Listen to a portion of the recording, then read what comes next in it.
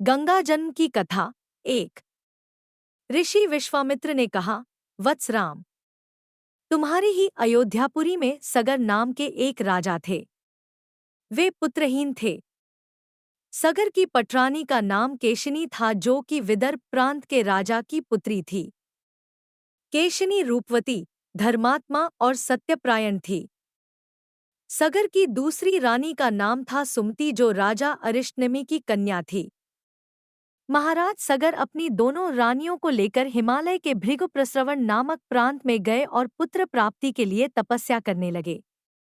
उनकी तपस्या से महर्षि भृगु प्रसन्न हुए और उन्हें वर दिया कि तुम्हें अनेक पुत्रों की प्राप्ति होगी।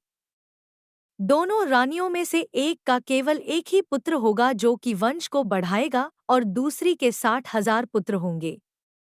कौन सी रानी कितने पुत्र चाहती है, इसका निर्णय वे स्वयं आपस में मिलकर कर लें। केशिनी ने वंश को बढ़ाने वाले एक पुत्र की कामना की और गरुड़ की भगिनी सुमति ने 60,000 बलवान पुत्रों की। कुछ काल के पश्चात रानी केशिनी ने असमंज नामक पुत्र को जन्म दिया।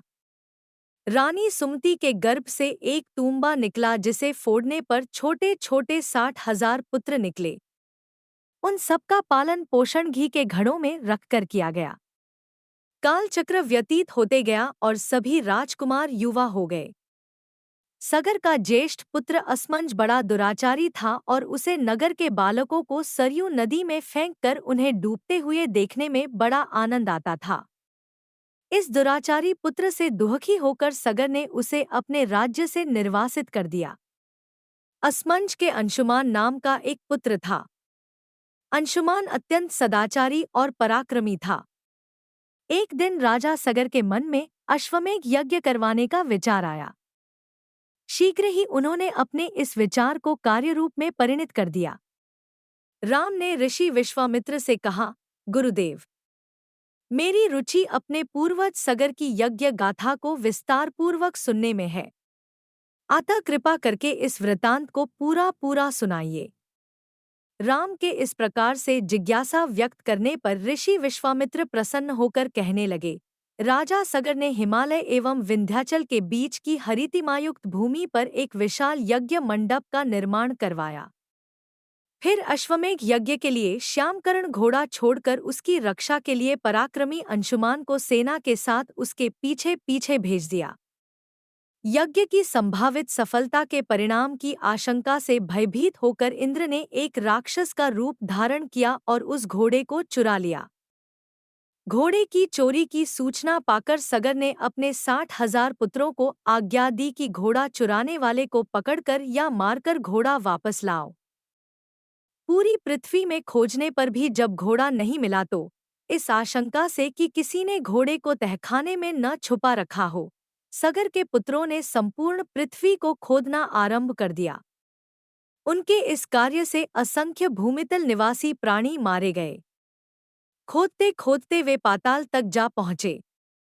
उनके इस नृशंस कृत्य के विषय में देवताओं ने ब्रह्मा जी को बताया तो ब्रह्मा जी ने कहा कि ये राजकुमार क्रोध एवं मद में अंधे होकर ऐसा कर रहे हैं। पृथ्वी की रक्षा कर दायित्व कपिल ऋषि पर है, इसलिए वे इस विषय में अवश्य ही कुछ न कुछ करेंगे। पूरी पृथ्वी को खोदने के बाद भी जब घोड़ा और उसको चुराने वाला चोर नहीं मिला तो निराश होकर राजकुमारों ने इसकी सूचना अपने पिता को दी।